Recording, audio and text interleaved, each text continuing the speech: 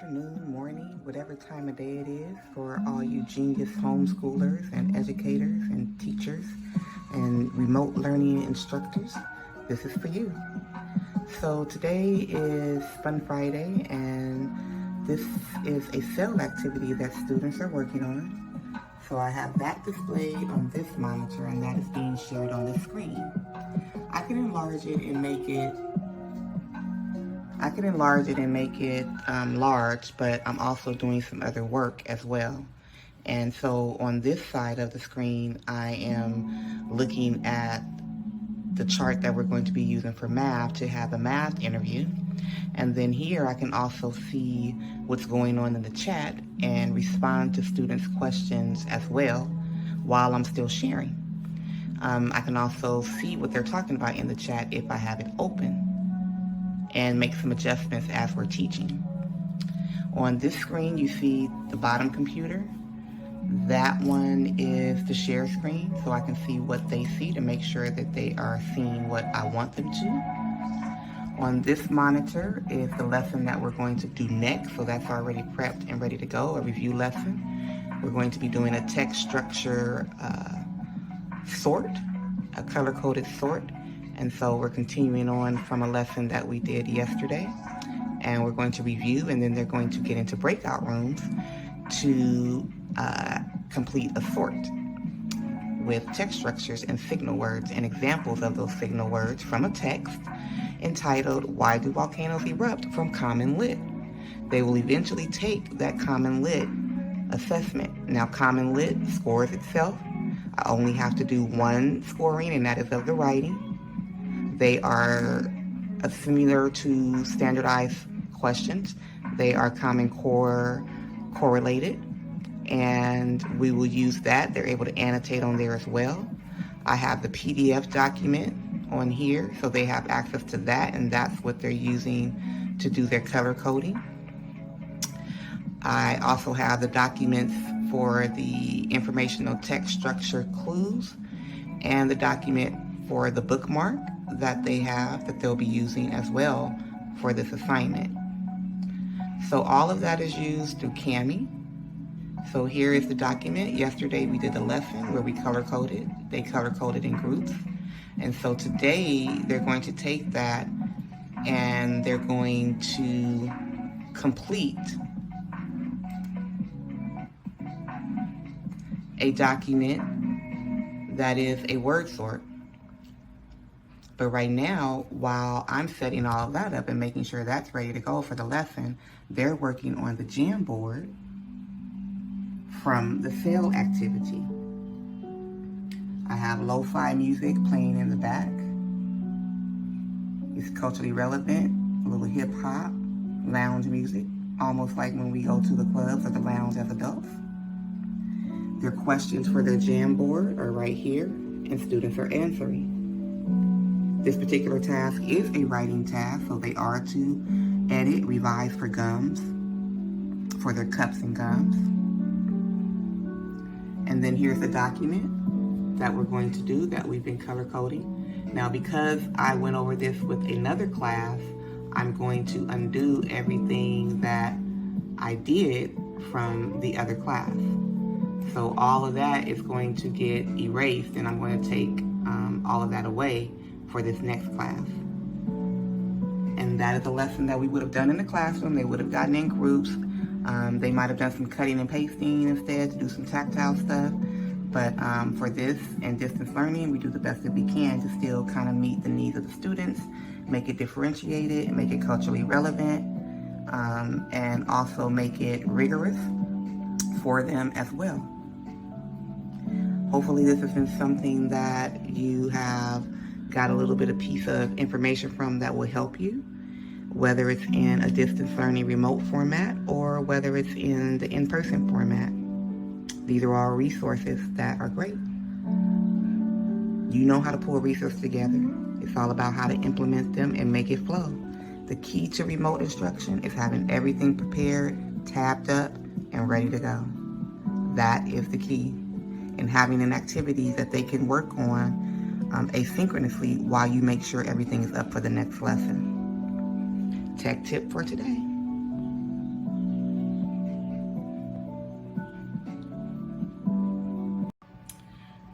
JS educators. As we're continuing on with this particular talk on classroom management with distance learning, let's take a look at this particular thing. What is this right here? Why do I have these numbers here? Okay. Because as the students are working on this particular task and as I'm working and getting set up, I always ask how many more minutes they may need. And so I tell them to let me know. If we were in a classroom, they would raise their hand and say, put up the number 1 through 5. And then I will take an average. If most of them said 3 or 4, then I would give them about 3 minutes. Since most of them really said 5, like they really need 5 more minutes, I'm going to give them 5 more minutes. And that's another classroom management tip. And that gives you a little bit of extra time to do what you can do in 5 more minutes. Whether that's run to the restroom real quick, whether that is upload a document, a picture, or say turn in your time card, that's something you may do during those 5 minutes. Once you're done with watching the short film, you're going to join the Jamboard. The link is already ready.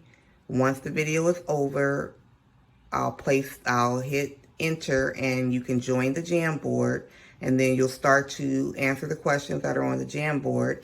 Remember to stay on your board number.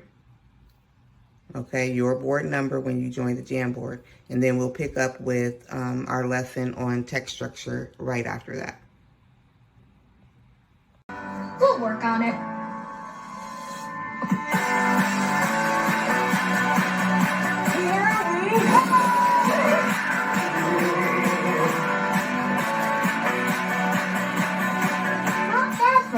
Kids, maybe we should do this again. I like it. I'm in. What do you say, guys? Guys, Adventure's calling, and it's for you. We're in.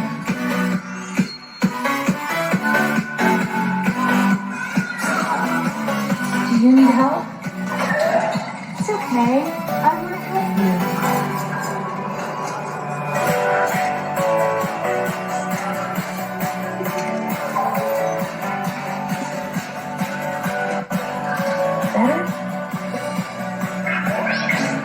Are you guys alright? Yeah, they just hurt my pride. And my tail feathers. Let me give you a hand.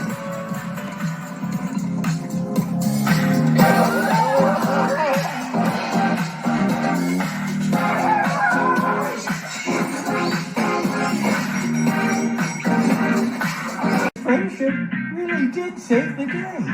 What do you say, buddy? Scooby-Dooby-Doo it!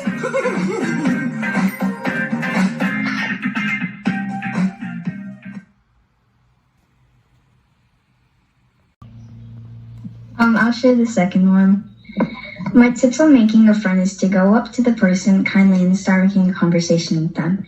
It may sound normal, but it will be a way of making a friend. Thank you. You have time for one more, maybe. It's only 3 people sharing, so you can do one more. I'll share number 5 as a thank you for Brianna helping me. Okay. Now, a way my friend has shown friendship towards me is by helping me with my work. A couple of days ago, Brianna helped me with our synchronous, and the next day she told me what to do for it. Oh, thank you. And that is what friendships are for. As we watched the video earlier, it spoke about that. Here is mine. Okay. And I wanted to share number 2. And the question was, what tips do you have on how to make a friend? I put some tips to make friends is to just approach them kindly and don't ever talk behind their back, spread rumors or secrets, and don't rush them. And then I also want to share number 1, good qualities of having a friend is loving, caring, trustworthy, and helpful. Yes, thank you so much for sharing. You're accurate. Go ahead and mute your mic. Yes, I like that you chose to talk about a good approach to friends. It's not talking behind their back, being loyal, not spreading rumors, not rushing them to do things. Being patient. Patience is a good quality. to have as a human being. You want people to be patient with you. Good qualities of a friend. You said caring, trustworthy, and helpful. I love those nice character traits that you would like to have in a friend, and that those are the same character traits that you should have if you are a friend. So if you want a good friend, you have to know how to be a good friend. And you guys have given.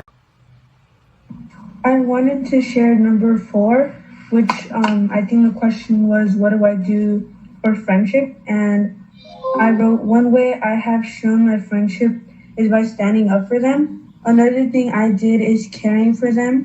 Lastly, I have gave them company so that they know that they're not alone. Yes. It's not nice to always be alone if you really don't want to be alone. If you have a choice to be alone or you choose to be alone, that's one thing. But it's not good if you choose to be alone all the time. Then that leads to a little bit of sadness. But sometimes it's good to have some alone time to be with yourself. And you should have alone time every day to connect with yourself. But sometimes you need a friend. And so being someone that's there for somebody and standing up for them is an awesome thing to do. Would you like to share one more, since I've given everybody an opportunity to share 2? Yes, I want to read number 5, which is, I think, how do other people show friendship for me? And I wrote, one way that someone has shown me friendship is by being there for me. Another way that a person has shown me friendship was by supporting me and saying that anything is possible if I want it to be possible. Thank you. Yes, anything is possible if you want it to be possible. You have to dream. Dreaming is important. Having a great imagination is important.